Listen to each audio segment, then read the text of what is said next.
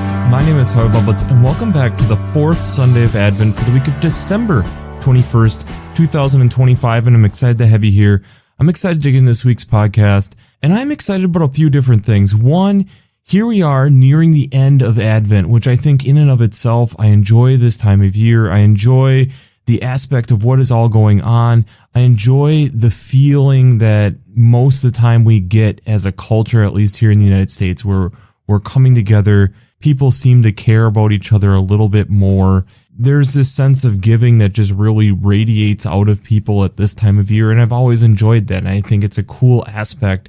And especially as we are in this Advent season of preparation and we're thinking about what that all means, I enjoy that. I enjoy this, and I will get into it a little bit here in a couple minutes, but I've really been enjoying my Advent this year. It's been a little bit different of an Advent for me and how I've been approaching it, and I've noticed for me, I like this feeling. I like the way that this feels, a little bit different than a lot of other years, but let's get into that a little bit then. So the question that we had for last week, which was, where are you practicing patience during Advent? And there was a great comment brought up on how when we look specifically to our young people and children, the anticipation that they have around Christmas and often around the presents and opening the presents, them having to figure out patience and learning patience, and people who are adults helping them, give them other things to be able to do to help them in that time of patience, I think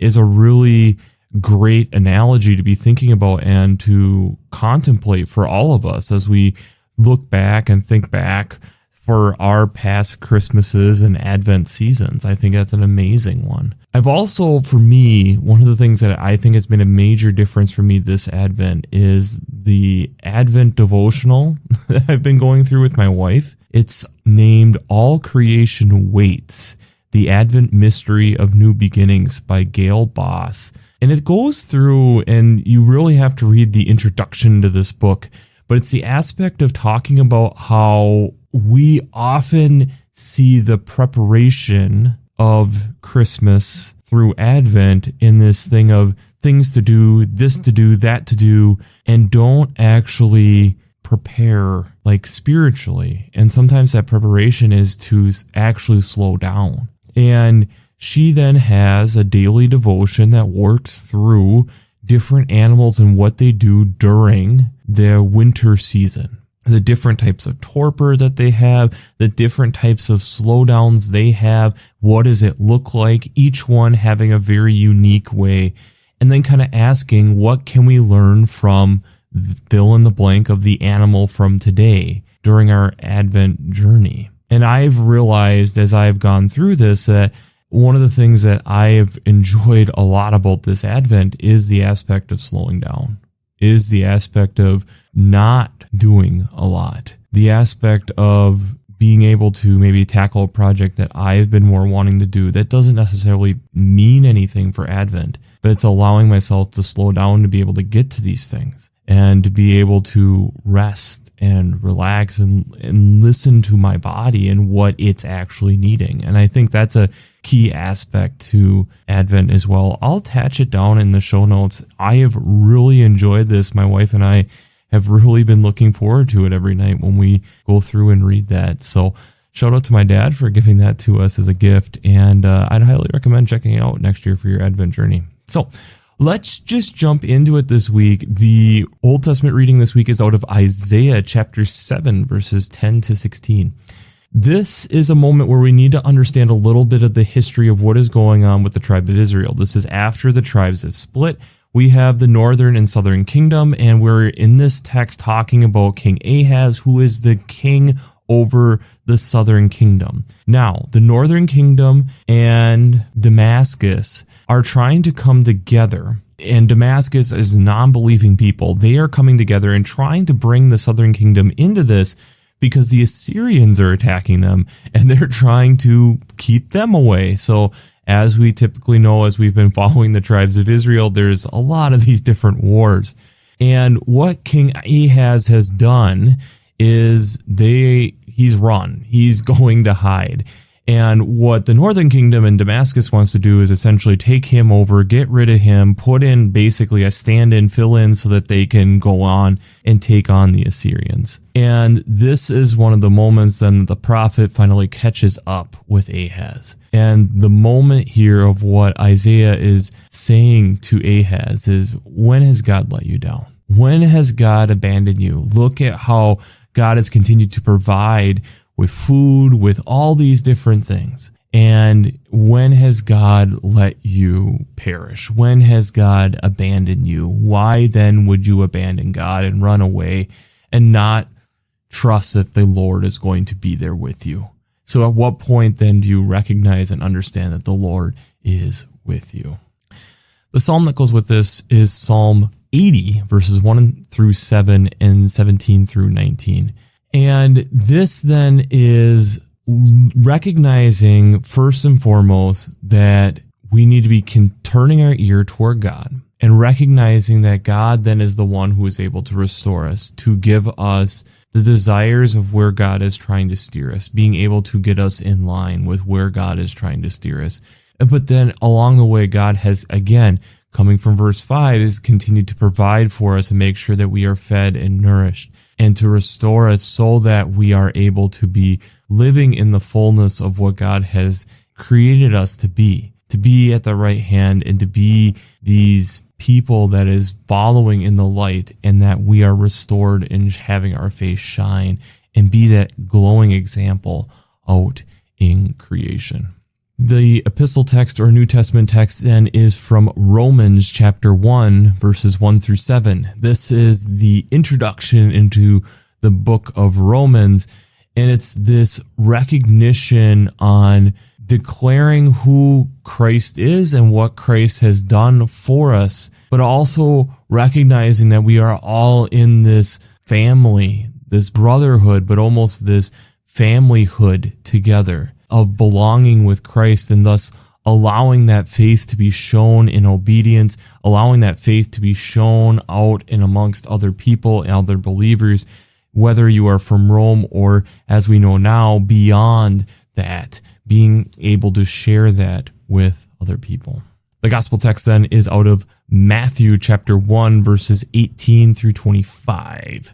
This is a fun text. It's also a difficult text, but it's a fun text because this is one of the only places we get this. We do not have this story in any of the other gospels. And I think it's fun that Matthew includes it. This is Joseph understanding what is going on. So we have always the story of Mary being told by the angel and then her coming to all of this on what she's going to do. But now here is Joseph, who is committed. They are engaged. They're going to be together. And remember, at this point, it's not as the typical Western style engagement period. There's probably been family transfers of wealth. There has been different gifts given. And Joseph, being this righteous man, recognizes what is going on and is going to do it quietly. There's still going to be ramifications to come, but figures this is a better than just going and publicly exposing within the family and causing drama and things of that nature. And an angel then comes to Joseph and states, "Do not be afraid. The Holy Spirit has conceived the child, and you will bear him a son, and this will be the name." And when Joseph awakes from the dream, he realizes this is what's going to be the best thing and goes forward and is the one then to give Jesus's name. This recognition then of being able to trust God in what would be a very difficult situation at that moment. And yet recognizing that, okay, if God's going to say that, if God's steering me toward that, that's what I got to do, even if it's going to seem weird at different points in different places at this time. So before we jump into how faith and science come together this week, if do a shameless plug. Working Preacher, if you haven't checked out Working Preacher, I'd highly recommend it. Between their Sermon Brainwaves podcasts, their commentaries, their discussions, I use them on a weekly basis. In fact, I use them this week going through their podcast. It's really helpful. There's a lot of different history and being able to hear from different seminary professors on how they bring up different history within the text or remind you about different things or how are they looking at it. So if you haven't checked out workingpreacher.org, I'd highly recommend it. I'd also highly recommend checking out the Revised Common Lectionary coming from Vanderbilt's Divinity Library. I really enjoy all the layout, the text week to week, but along with also having art, prayers, hymns, different daily text readings to keep you in this, especially in this Advent season, can be very helpful. But as we are moving into Christmas and then Epiphany, I think this time of year, it is really good just to kind of have some additional readings and just really be preparing yourself, whether you're going to be in front of the pews or in the pews yourself, to make sure that you are getting the most out of each and every time that you are at worship. So I'd highly recommend checking out the Revised Common Lectionary coming from Vanderbilt's Divinity Library. Finally, I also highly recommend checking out the Green Blades Preaching Roundtable or the Green Blades Rising Publications. It's either a weekly reflection or a monthly newsletter going through ecological echoes, implications, and urgencies, and going through the weekly lectionary as we do right here every week. If you enjoy listening to me talk for a half an hour each week, I know you're going to enjoy a lot of the homilies and different ecological suggestions and ideas to be thinking about in these publications. So if you haven't checked out the Green Blades Preaching Roundtable or the Green Blades Rising Publications, those will be the first links down in the show notes. I know a little ways back, we talked a little bit about some breakthrough stuff that was going on within gene therapy, and we were talking about CRISPR and Cas9.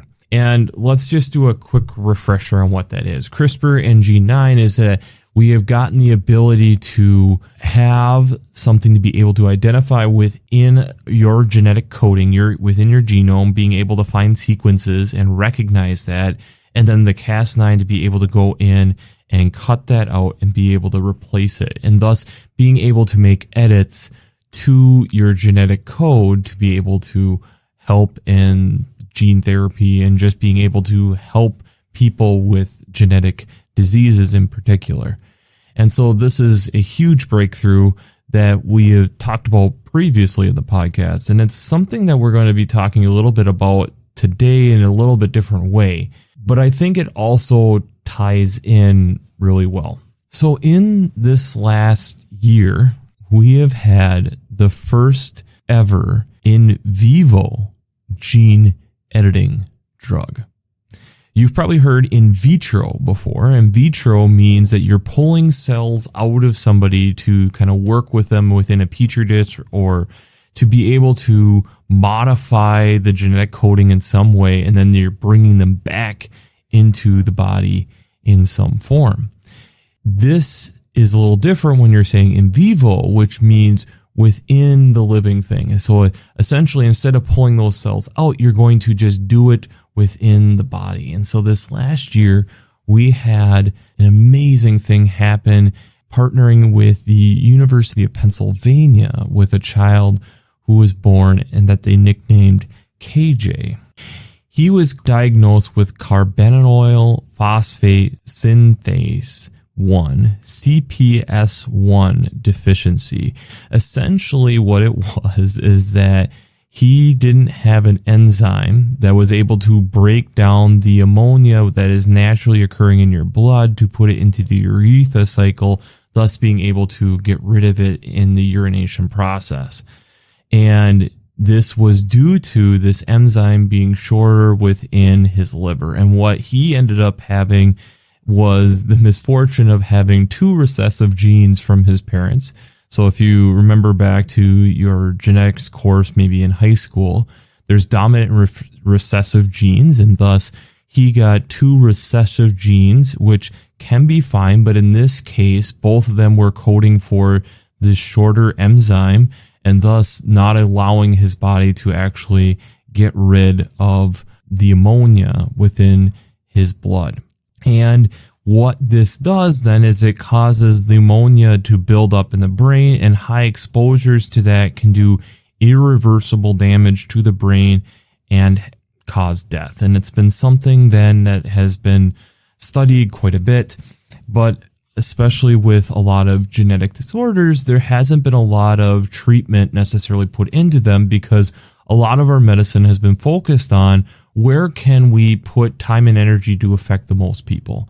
And so when you're talking about genetic disease, especially in this case, that they figure that the chances of having this type of genetic disease is less than 1 in a million, it doesn't make a ton of sense financially or in a lot of different ways to be putting a lot of time and effort into this. And that's why a lot of these gene therapies and the breakthroughs that we're having with gene therapies are quite significant, because it allows us the possibility to have more personalized therapy and care, allowing for some of these more niche cases to be actually looked at and addressed a little bit more.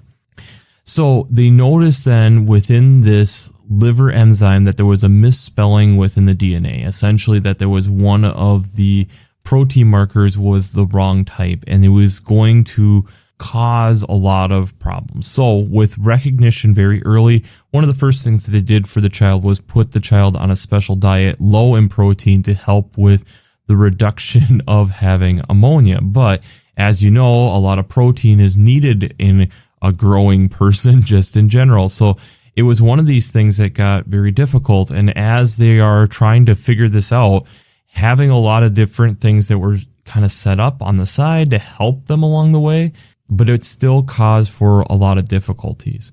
One of the things that they figured that was going to happen, and it did happen in this case, was that they were going to basically need a liver transplant.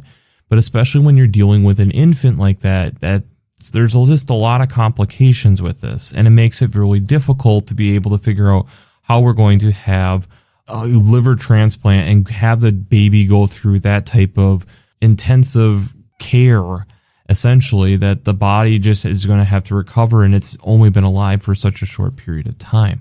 So what they were looking at then is having more of a patient-specific cell line, which is usually a collection then of cells from the area that they're trying to treat, and thus being able to get the exact genome of the patient to be able to work with and be able to run some additional tests with outside the body to help them in their care.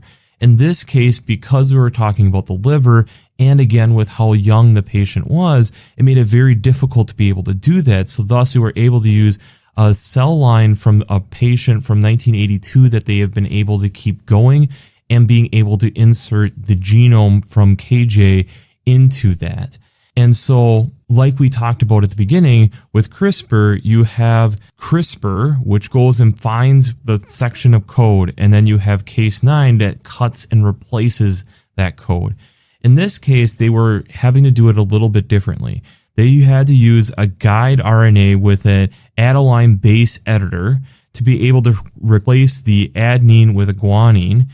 And so thus it was nicknamed that it was going to be a K-Abe. So this is the new process that they were doing for this person. K being after KJ and Abe after the process of what they were working with. And one they were able to develop here over a series of months is a lipid of nanoparticles that thus had within it the edits that they were wanting to encourage the body to be able to do. So thus being able to have this K8 go in there to make those edits. Now, this was a multi-month project to be able to have this happen, even with having some different things that were going on. Like we stated, that they already had the patient-specific cell line already set up. They already also had, basically when the child was born and figured out that this was happening, they had to have a mice population to be able to help being able to do some additional testing on mice to see what was going to happen, and trying not to, totally dry run it on this infant. Also, then you had the FDA getting involved because you had an investigatory new drug app, which then they were using on a compassionate use, essentially being able to help get around some of this potential testing, and not because it wasn't necessarily client use, but essentially being able to expedite the process to be able to help this child.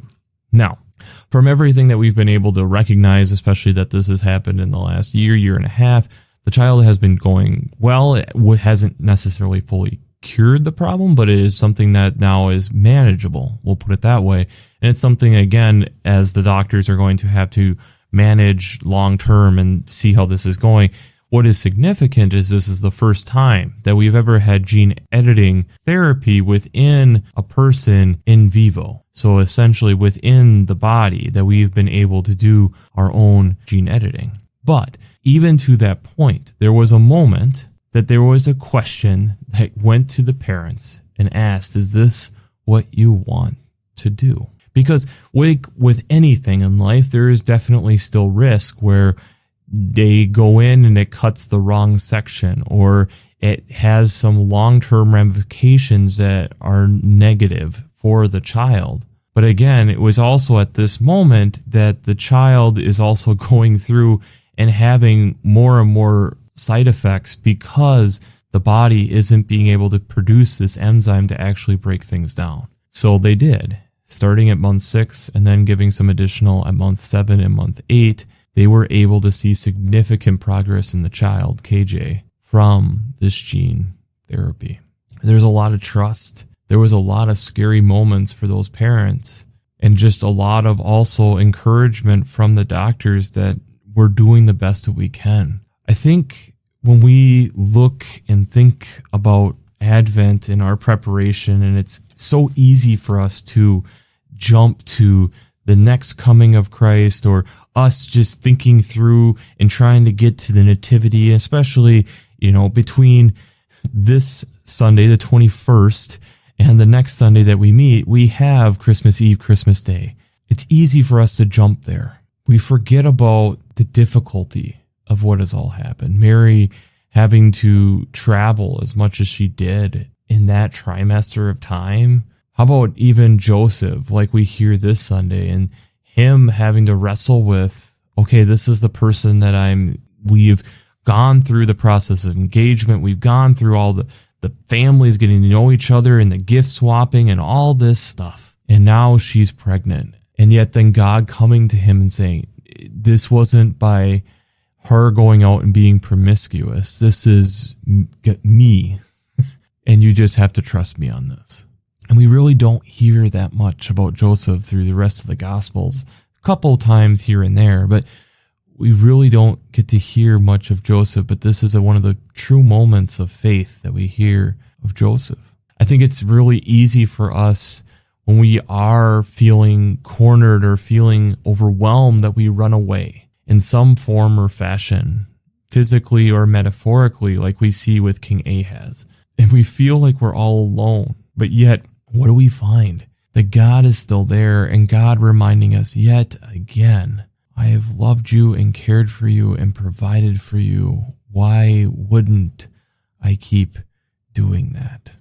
I can only imagine what those parents have gone through with KJ.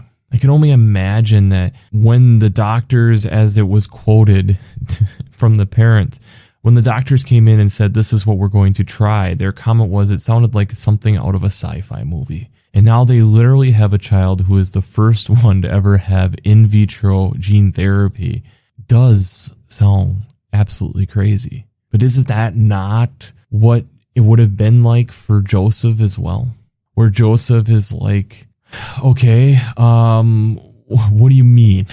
My wife is pregnant and she didn't have relations with anyone. That God has impregnated her. What does that even mean? And again, this is also one of these moments of the Holy Spirit being referenced. Do they even fully understand what that means at this point? I don't know. Or take King Ahaz. The northern kingdom, a stronger kingdom, is partnered with somebody else to take on the southern kingdom.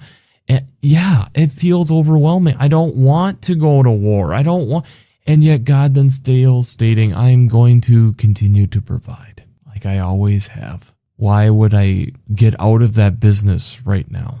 I think in this season of Advent, one of the things that we need to do is to not get ahead of ourselves. Because if we get ahead of ourselves, it's easy for us to worry.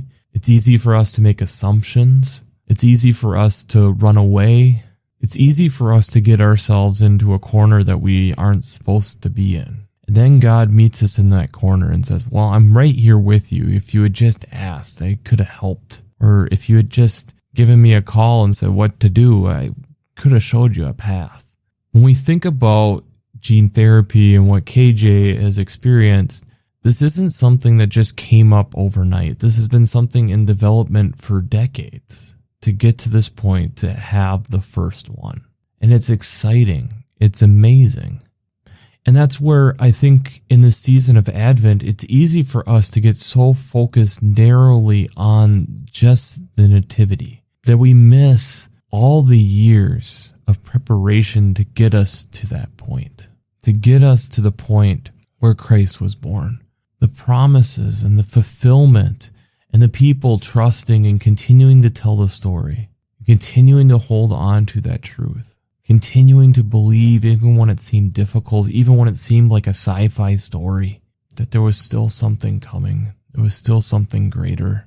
Paul writing to the Roman Christians in controlled Rome, occupied by Caesar and the Holy Roman Empire, they weren't dominant, but yet they're told to continue to hold on and believe and not give up hope. The trust that God is still working through it. And though it may not make sense at this time, trust that God is doing things. That's what we're in the business of doing. We're in business of holding on to the faith. We're in that business of trusting more.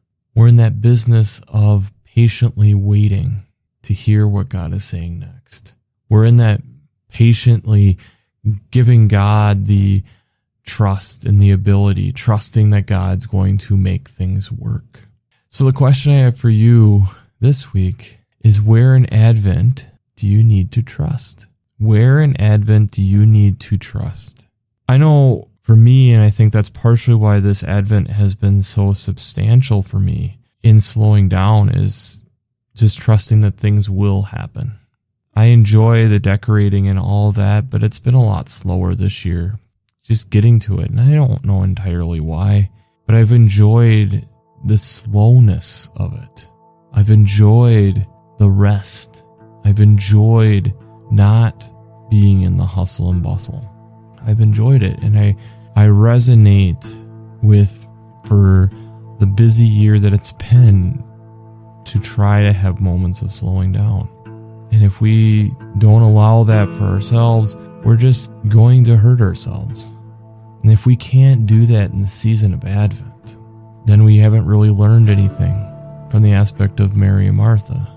If we are saying we want to be like Martha and sit at the feet of Jesus and listen, then we need to make sure that we're giving ourselves the space to actually do that and not just work our way through it. Sometimes working is just being still, and that's a hard place to be in. But I would also argue it's a necessary place for us to be in during our Advent season. So I encourage you, get to that place, spend a little time there, and recognize that's a moment where God usually starts to speak. So, we'll wrap this up as we always do. I pray God blesses you through your faith and amazes you through science. Merry Christmas. I'll see you in the first Sunday of Christmas.